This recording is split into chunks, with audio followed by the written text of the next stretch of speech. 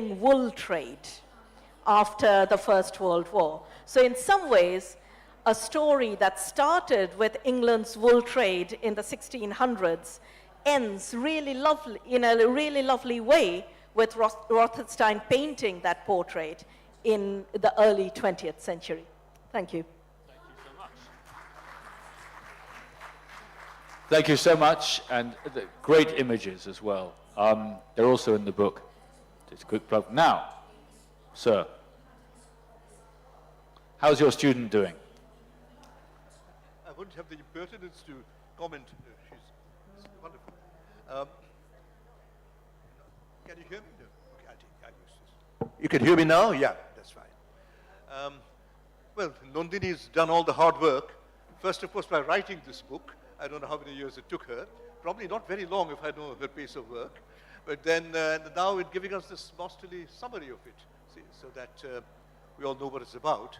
Now, all I would like to do is to talk for a few minutes on another aspect of this whole historical situation of the time, which I'll sort of end up by asking Nandini to sort of fill out a little more, or a lot more in detail for us. I'm going to take off, in fact, from a phrase early in her book.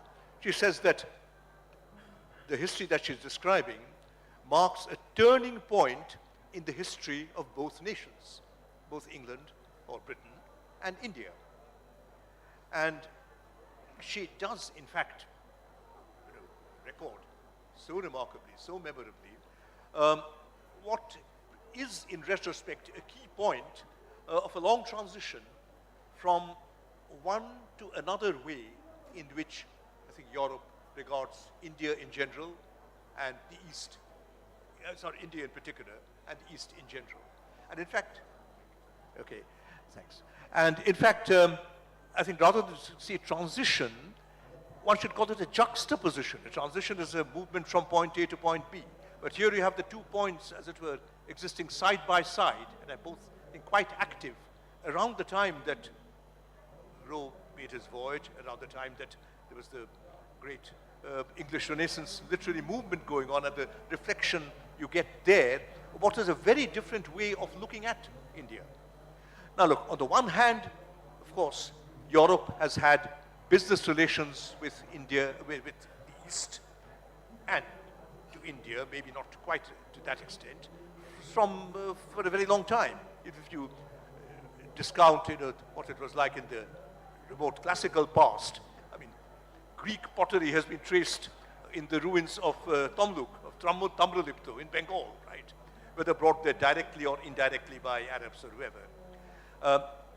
But even if you leave that aside, there was, of course, the land route from Europe through what, from the European perspective, would be called the Near East, then the Middle East, we still call it that, God knows why, and then on to China, okay?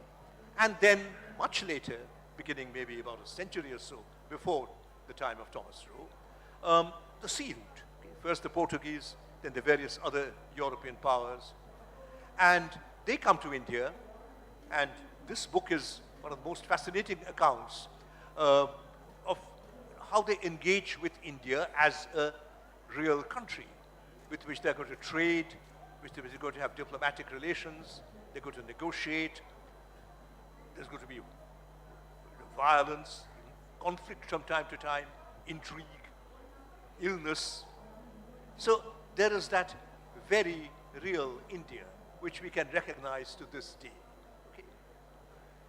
But alongside that, there is another, again, very old view of India in particular and the East in